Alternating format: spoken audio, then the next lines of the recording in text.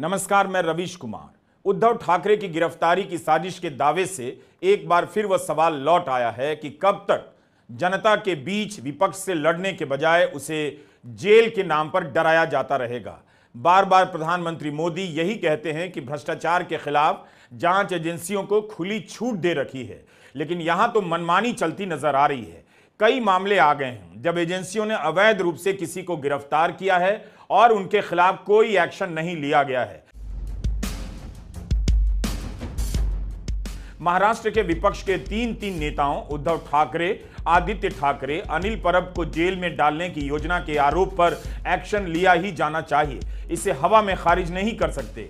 महाराष्ट्र के पूर्व गृह मंत्री और विधायक अनिल देशमुख ने सोहित मिश्रा से एक इंटरव्यू में कई गंभीर आरोप लगाए हैं कि उद्धव ठाकरे को गिरफ्तार करने की साजिश रची जा रही है। उनके पास सबूत हैं। सोहित मिश्रा का अपना यूट्यूब चैनल है, सोहित मिश्रा ऑफिशियल। देते हुए कहा कि देवेंद्र फडणवीस साहब ने इसमें जो लिखा है उसके बारे में आपको एफिडेविट करके मांगा है। मैं भी चौंक गया, मतलब ये ऐसा क्या ये लिफाफे में ऐसे 4 मुद्दे उन्होंने मुझे टाइप करके एनवेलप में भेजे थे और वो चाहते थे कि मैं उसका एफिडेविट कर दूं।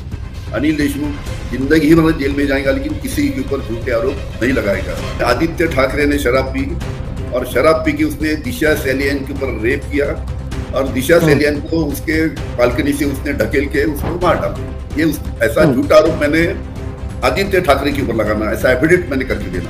अनिल देशमुख साहब आप गृह मंत्री हो, बंबई महानगर पालिका के चुनाव आ रहे, उसमें मुझे पैसे की जरूरत पड़ेगी तो आप 300 करोड़ रुपए मुझे जमा करके दो। ऐसा झूठा आरोप मैंने उद्धव ठाकरे के ऊपर लगाने का एफिडेविट करके देना। जिस दिन मैंने झूठा एफिडेविट करने से इनकार कर दिया, उसके दूसरे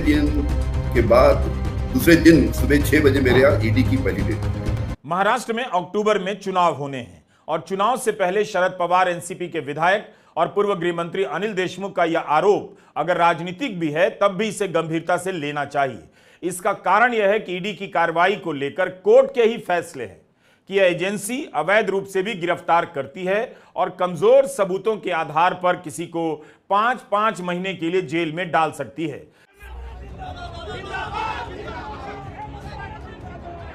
झारखंड के मुख्यमंत्री हेमंत सोरेन के खिलाफ कोई ठोस सबूत नहीं था।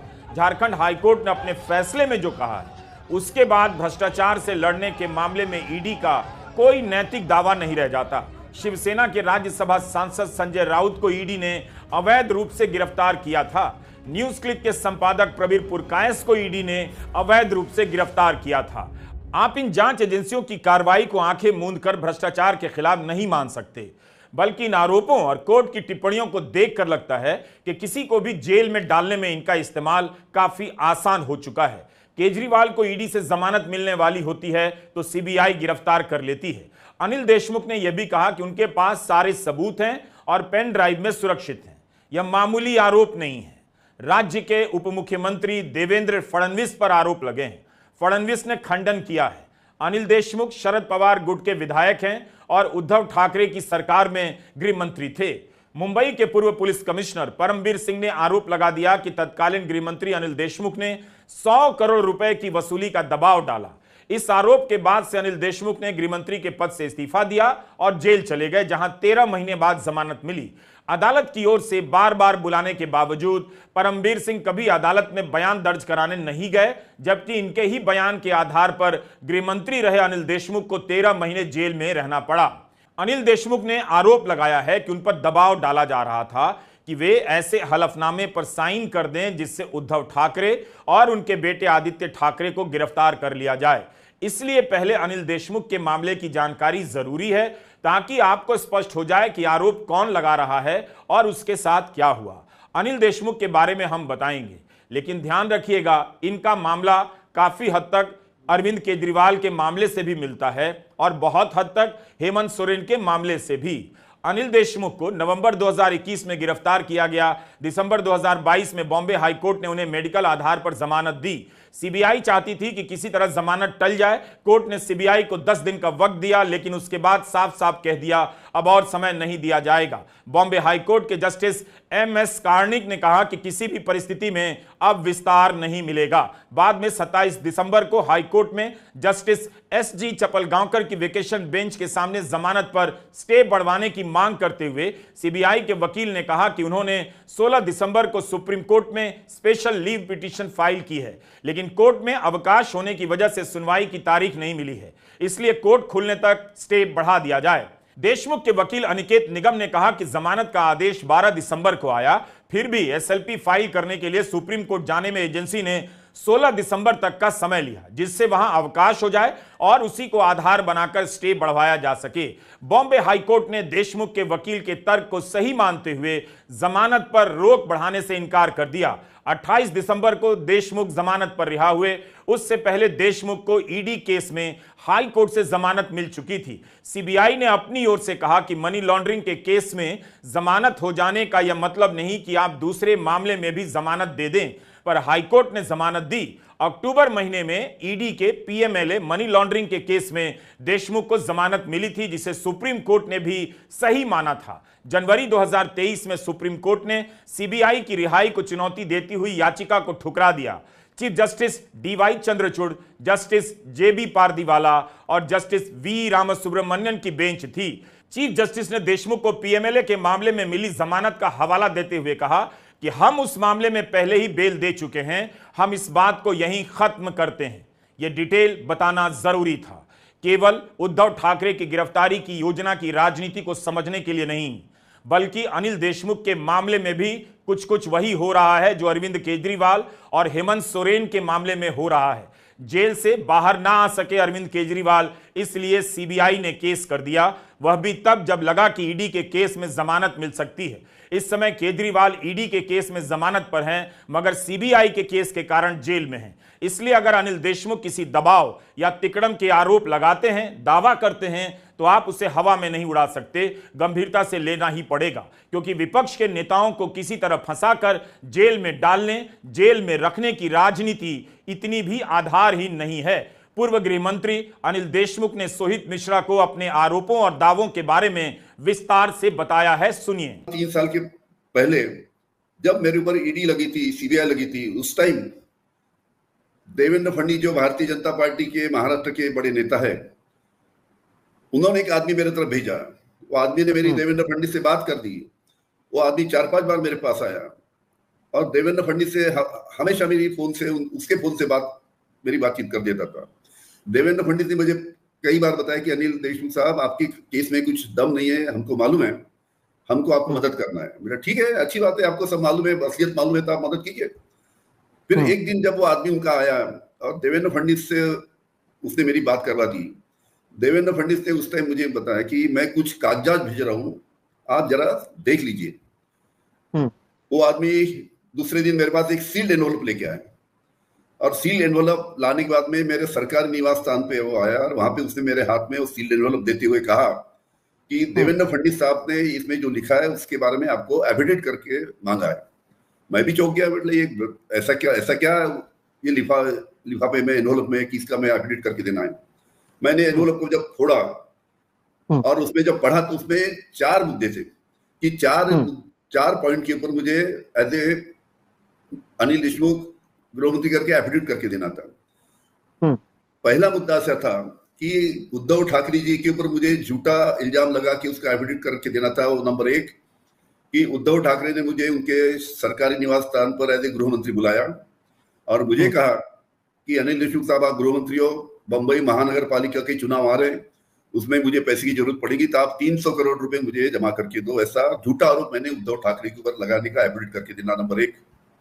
नंबर 2, उद्धव ठाकरे के जो बेटे हैं आदित्य ठाकरे, आपको मालूम है सुशांत सिंह जो फिल्म एक्टर थे, उसकी जो केस हुई थी, उसकी जो पीए दिशा सैलियन का जो केस हुआ था, उसके बारे में मुझे बोला गया कि आदित्य ठाकरे के ऊपर झूठा आरोप लगा, उसके ऊपर एफिडेविट आप करके दो कि आदित्य ठाकरे ने शराब पी और शराब पी के उसने दिशा सैलियन के ऊपर रेप किया और दिशा सैलियन को उसके बालकनी से उसने ढकेल के उसको मार डाला। ये ऐसा झूठा आरोप मैंने आदित्य ठाकरे के ऊपर लगाना, ऐसा एफिडेविट मैंने करके देना। तीसरा मुद्दा उन्होंने लगाया, उसका बड़ा वो शॉकिंग था कि उस टाइम हमारे जो डिप्टी सीएम थे 3 साल पहले, अजीत पवार और उनके पुत्र पार्थ पवार, इनके ऊपर मुझे आरोप लगाने बोला कि ये दोनों ने मुझे, अजीत पवार ने उनके दफ्तर में मुझे होम मिनिस्टर बुलाया और अजीत पवार ने मुझे बोला कि तुम गृह मंत्री हो, पार्थ के जरिए अपने को गुटखा लॉबी से महाराष्ट्र में पैसा जमा करना है, तो आप गृह मंत्री के नाते पार्थ को पैसा जमा करने में मदद करो। ऐसा मैंने झूठा आरोप अजीत पवार के ऊपर लगाया। इस प्रकार से चौथा आरोप अनिल पर, ऐसे 4 मुद्दे उन्होंने मुझे टाइप करके एनवेलप में भेजे थे और वो चाहते थे कि मैं उसका एफिडेविट कर दूं। मैंने वो पढ़ा और पढ़ने के बाद में उसके आदमी को बोला कि देवेंद्र फडणवीस को फोन लगाओ। उसने फोन लगाया, तब मैंने देवेंद्र फडणवीस को बोला कि आपने जो 4 मुद्दे भेजे हैं वो मैंने पढ़ा हूं और यह उनको बताया कि मैं इसका एफिडेविट नहीं करके दूंगा। अनिल देशमुख जिंदगी ही मतलब जेल में जाएगा, लेकिन किसी के ऊपर झूठे आरोप नहीं लगाएगा। यह बेहद गंभीर आरोप है। अगर इस तरह से किसी से भी आरोप लगवाकर हलफनामा लेकर किसी को इतने दिनों तक जेल में डाला जाता रहेगा, तब फिर इस देश में कुछ भी नहीं बचेगा। झारखंड के मुख्यमंत्री हेमंत सोरेन के मामले में आप देख चुके हैं। अगर अनिल देशमुख ने दबाव में आकर एफिडेविट पर दस्तखत कर दिया होता, आरोप लगा दिया होता, तो आज उद्धव ठाकरे, महाराष्ट्र के पूर्व मुख्यमंत्री, जेल में होते। उनके बाद आदित्य ठाकरे भी जेल में होते और एक और मंत्री अनिल परब भी ठीक दिल्ली की तरह यहां होता, जहां अरविंद केजरीवाल के साथ साथ उनके 2 मंत्री जेल में हैं। न जाने कितने ही विधायक जेल जाकर आ चुके हैं और उनके खिलाफ मामले चल रहे हैं। लेकिन हैरानी की बात है कि अनिल देशमुख के सामने एक एफिडेविट ऐसा भी था जिससे पता चलता है कि अजीत पवार और उनके बेटे को भी गिरफ्तार करने की योजना थी। अनिल देशमुख ने ही ऐसा दावा किया है। यह कितना भयानक है कि एक नेता जेल जाने के डर से बीजेपी के साथ चला जाए, मगर इस मामले में अजीत पवार की किस्मत अच्छी है। पिता पुत्र के जेल भेज देने के डर के कारण वे आज महाराष्ट्र के उप मुख्यमंत्री हैं। बस अनिल देशमुख को कथित रूप से उस हलफनामे पर साइन कर देना था जिस पर लिखा था अजीत पवार और उनके बेटे पार्थ पवार ने अनिल देशमुख से गुटखा बनाने वाली कंपनियों से 100 करोड़ रुपए इकट्ठा करने के लिए कहा था। जिस दिन मैंने ये झूठे आरोप के बारे में एफिडेविट करने से इनकार कर दिया, उसके दूसरे दिन मेरा सुबह 6 बजे ईडी की पहली रेड हुई। मैंने जिस दिन, मैं फिर से दोहराता हूं, जिस दिन मैंने झूठा एफिडेविट करने से इनकार कर दिया, उसके दूसरे दिन सुबह 6 बजे मेरे यहाँ ईडी की पहली रेड हुई। सीबीआई की उसके बाद मेरी रेड हुई। ऐसी लगातार करीबन 130 रेड मेरे यहाँ करवाए। मेरे यहाँ मेरे परिवार जो थे, मेरे रिश्तेदार थे, हमारे दोस्त थे, हमारे कर्मचारी थे, ऐसे 130 रेड्स मेरे यहाँ करवाए, कुछ नहीं मिला। उसके बाद में उन्होंने मेरे ऊपर जो चार्जशीट दाखिल किया, मैं बताया आपको कि आरोप 100 करोड़ का, हाँ, और आप चार्जशीट दाखिल की 1,70,00,000 की। इस प्रकार का पूरा केस है। मतलब किस प्रकार की ओछी राजनीति देवेंद्र फडणवीस द्वारा की गई, इसका एक ही मतलब था कि कोई भी हालत से मैं एफिडेविट कर देता। 3 साल पहले उन्होंने बताया वैसा एफिडेविट करके उद्धव ठाकरे, आदित्य ठाकरे, अजीत पवार, इनके ऊपर मैं आरोप लगाया रहता, तो 3 साल पहले ही हमारी उद्धव ठाकरे की सरकार गिर जाती। उनका ये पहला प्रयास था हमारी महाविकास आघाड़ी की सरकार गिराने का, 3 साल पहले का। मैंने एफिडेविट करने से इनकार कर दिया, करके 3 साल पहले हमारी सरकार नहीं गिरी। उसके बाद में उन्होंने दूसरा प्रयोग एकनाथ शिंदे के ऊपर किया, तीसरा प्रयोग अजीत पवार के ऊपर किया। क्या नतीजा हुआ आपको तो उसका पता है। जब एजेंसी के लोग मेरे बेटे के घर में गए, तो मेरा बेटा और मेरी बहू बाहर गए थे। हमारी 6 साल की पोती वहां पे घर में थी, उनकी मेड वहां पे थी, एक जो खाना बनाने वाली एक और जो थी खाना बनाने वाली औरत थी, वो वहां पे थी। एजेंसी के लोग जब वहां पे गए था, घर में कोई नहीं था, तो उन्होंने बोला कि सब बाहर गए। वो बेटी के लिए उन्होंने बाहर से एक आदमी से चॉकलेट बुलाया। एक लेडी कांस्टेबल ने उसको बाजू की रूम में ले जाके उसको चॉकलेट देके उसकी 20-25 मिनट उससे पूछताछ किया। जब वो मेड ने हमारे बेटे को बताया, तो बेटे ने उनसे बात किया कि भाई ये छोटी बच्ची को आप कैसे इंट्रोगेट कर सकते, किस प्रकार से पूछताछ कर सकते। तब उसको छोड़ा गया। मतलब छोटी 6 साल की मेरी पोती, उसको भी इन्होंने छोड़ा नहीं। दरअसल इस मुद्दे पर अभी चर्चा इसलिए हो रही है क्योंकि रविवार को अखिल भारतीय अंधश्रद्धा निर्मूलन समिति के अध्यक्ष श्याम मानव ने एक प्रेस कॉन्फ्रेंस कर दावा किया कि बीजेपी ने 3 साल पहले अनिल देशमुख पर झूठे एफिडेविट फाइल करने के लिए दबाव बनाया था। बाद में अनिल देशमुख ने यह खबर सही बताई और कहा कि जब उन्होंने ऐसे किसी भी एफिडेविट पर दस्तखत करने से मना किया तो अगले ही दिन से उनके पीछे ईडी और सीबीआई की ओर से जांच शुरू हो गई। इंडिया गठबंधन की रैली में भी अरविंद केजरीवाल ने इस तरफ इशारा कर दिया था। जितने विपक्ष के नेता हैं एक एक करके सबको जेल में डाल रहे हैं, कईयों को डाल दिया, और अगर वो जीत गए, भगवान ना करे वो जीते, अगर वो जीत गए, मैं आपको चैलेंज करता हूं अगले चुनाव तक ठाकरे साहब भी जेल में होंगे, खड़गे साहब भी जेल में होंगे, राहुल गांधी भी जेल में होंगे, प्रियंका भी जेल में होगी, केजरीवाल तो है ही जेल में, शरद पवार साहब भी जेल में होंगे, ममता जी भी जेल में होंगी, स्टालिन भी जेल में होंगे, पिनराई विजयन भी जेल में होंगे। इन आरोपों के बाद महाराष्ट्र के उप मुख्यमंत्री और राज्य के गृह मंत्री देवेंद्र फडणवीस ने भी जवाब दिया है। कहा है कि सारे आरोप बेबुनियाद हैं। इसके साथ उन्होंने दावा किया है कि उनके पास ऐसे वीडियो और ऑडियो मौजूद हैं जिसमें अनिल देशमुख उद्धव ठाकरे और शरद पवार के बारे में अभद्र भाषा में बात कर रहे हैं। लेकिन राज्य के उप मुख्यमंत्री के पास एक विधायक की रिकॉर्डिंग कहां से आ गई, किसने रिकॉर्ड की? वैसे भी यह मसला यह नहीं कि अनिल देशमुख शरद पवार या उद्धव ठाकरे के बारे में किस तरह से बात करते हैं, श्रद्धा रखते हैं या नहीं रखते हैं। मसला यह है कि क्या अनिल देशमुख को झूठे आरोप में गिरफ्तार किया गया, दूसरा उन पर दबाव डाला गया कि वे ऐसा झूठ बोलें कि उद्धव ठाकरे, आदित्य ठाकरे को जेल में डाला जा सके।